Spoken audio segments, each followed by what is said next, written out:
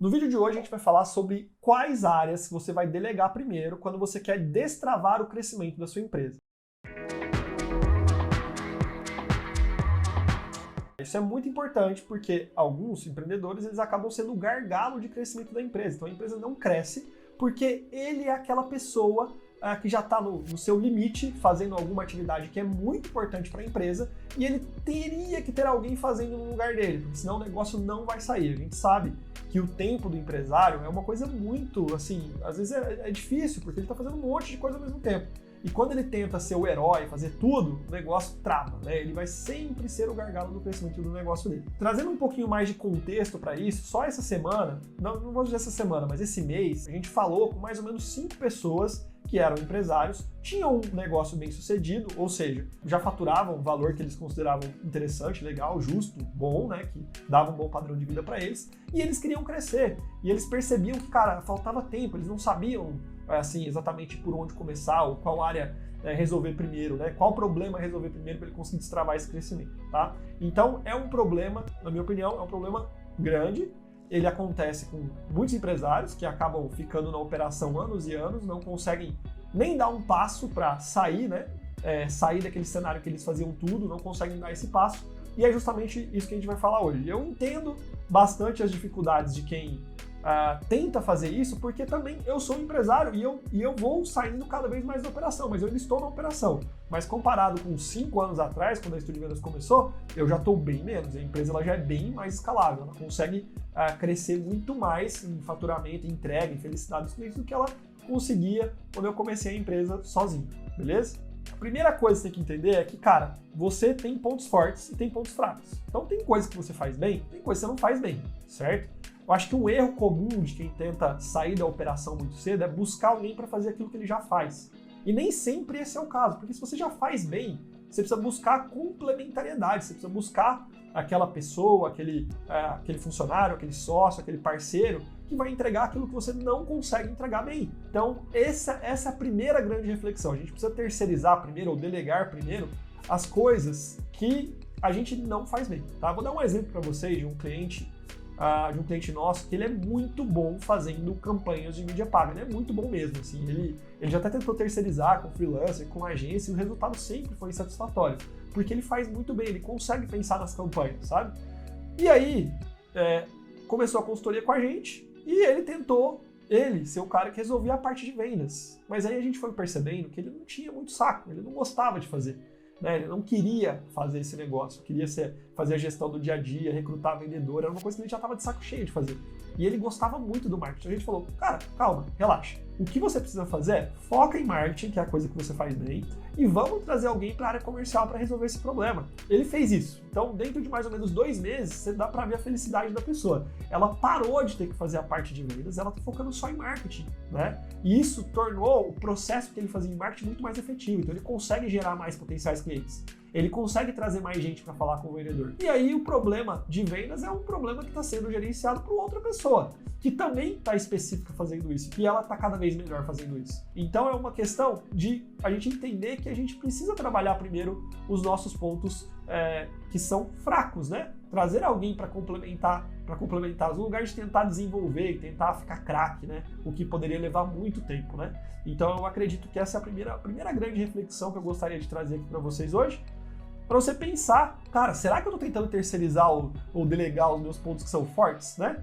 Muito cedo, porque tem outro ponto, as empresas menores, quando elas estão começando, elas precisam, ter muito cuidado com o caixa delas, porque o caixa é uma coisa que realmente o dinheiro é curto na empresa quando ela está pequena, ela não tem tanto cliente, o risco, né, de errar às vezes com o caixa é um pouco mais alto, especialmente se você estiver rodando o teu negócio 100% com recurso próprio, né? Sem pegar financiamento, sem pegar investimento com algum tipo de fundo. Então, quando você comete algum tipo de erro ali nessa terceirização inicial, acaba que você não resolve o seu problema, fica pior, né? Então, aquela área que você fazia bem, você acaba caindo os resultados dela, e aí você, além de gastar para aquela outra pessoa que está fazendo o serviço, você ainda deixa de arrecadar no momento em que a sua empresa precisa gerar caixa.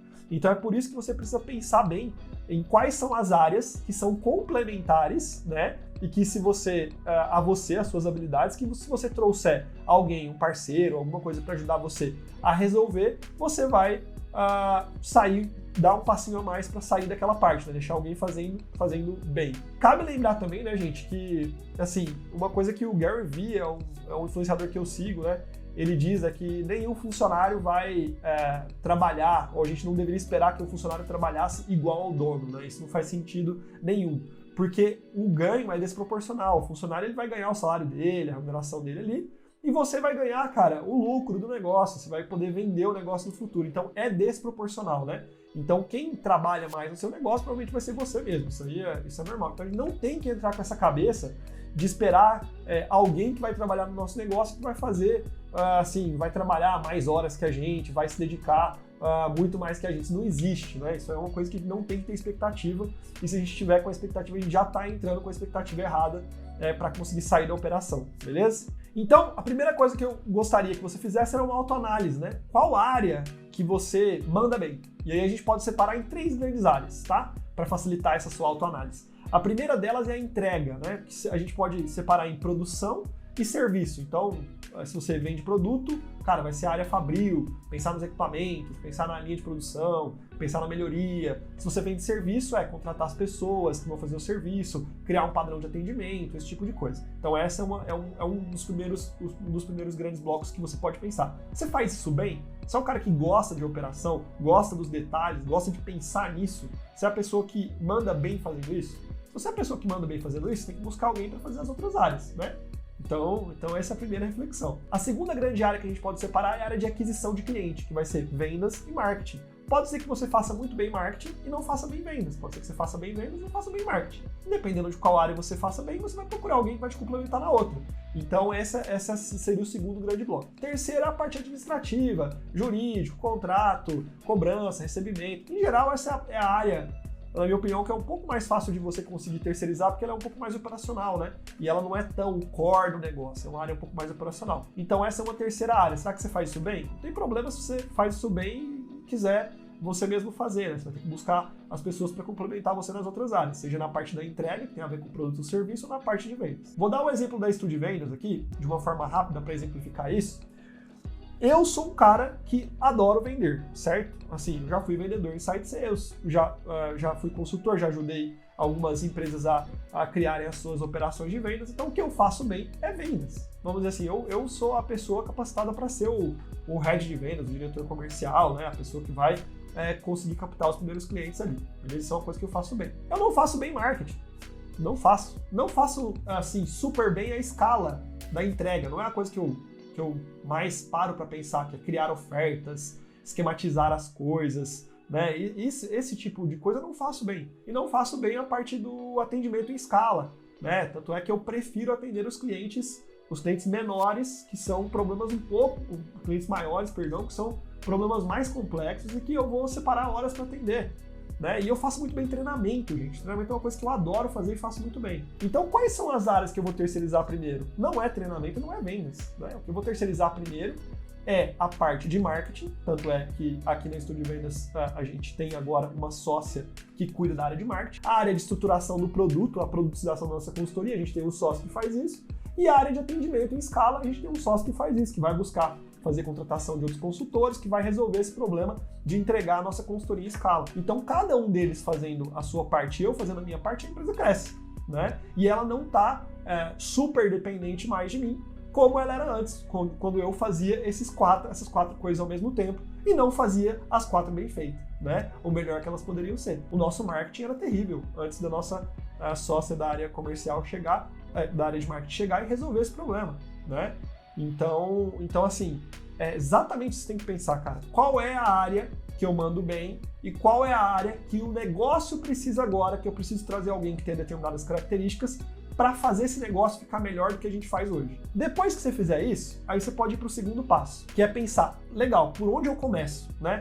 por onde eu começo essa terceirização ou delegar essa função para outra pessoa na minha empresa, né? O que eu diria para você é que você tem a primeira coisa, que é o grande gargalo da maioria das empresas, que se você não resolver esse gargalo, pelo menos o mínimo, não tiver uma noção de como resolver, a sua empresa não vai crescer, é a entrega e produto. Se você não tiver um produto que você consiga atender várias pessoas, se você não tiver um serviço que você consiga produtizar ele, que você consiga definir um padrão para ele, criar uma oferta, você não vai conseguir escalar. Por que não vai conseguir? Porque você vai começar a ter uma complexidade muito grande na entrega. Você vai ter que contratar pessoas assim, muito capacitadas para fazer essa entrega, porque cada entrega vai ser uma entrega diferente. Então é um negócio que dificulta muito a escala. Quanto mais você precisa de gente que tem uma formação, anos de experiência, mais caro isso vai ser e mais difícil vai ser para você escalar. Então você precisa deixar esquematizado o que você entrega. Qual é a coisa que você entrega? É um produto? É um serviço? O que é exatamente isso? Se você consegue resolver isso, você vai conseguir escalar. Então o seu problema passa a ser outro. Não é um problema de entrega, é um problema anterior à entrega, a gente vai falar daqui a pouquinho, tá? Quando é que você sabe que você resolveu esse problema? Quando você olha para sua operação e você fala, eu conseguiria entregar para mais clientes? Eu conseguiria entregar para 2 vezes mais clientes? 3 vezes mais clientes? Eu conseguiria fazer isso? Se eu vendesse para mais pessoas, a gente conseguiria rapidamente montar uma estrutura para entregar para mais clientes? Essa é a pergunta que você tem que se fazer. Se você conseguiria fazer isso, então o seu problema não é entrega, você resolveu esse gargalo e você pode passar para o próximo passo. E lembrando que, se você é a pessoa que adora fazer isso, adora cuidar da entrega, adora fazer a operação do dia a dia, essa é a última área que você vai buscar delegar ou terceirizar. Depois que você conseguiu destravar essa questão da entrega, você vai destravar a parte de aquisição de clientes. Então é aqui que você tem que ter sua atenção. E aí a gente pode separar em 2 grandes blocos para empresas que são menores. O primeiro grande bloco é a geração de oportunidade. É você conseguir trazer clientes para falar com a sua área comercial ou ir atrás de clientes para falar com a sua área comercial. Então são esses 2 problemas que você precisa resolver ao mesmo tempo. Ah, eu sou muito bom em vendas. Beleza. Resolve marketing e continua em vendas. Não precisa necessariamente trazer alguém para fazer a parte de vendas. Mas se você começar a gerar oportunidade e não tiver ninguém para atender, basicamente você vai estar jogando dinheiro fora, né? Então por isso que essas 2 áreas você resolve mais ou menos ao mesmo tempo, né?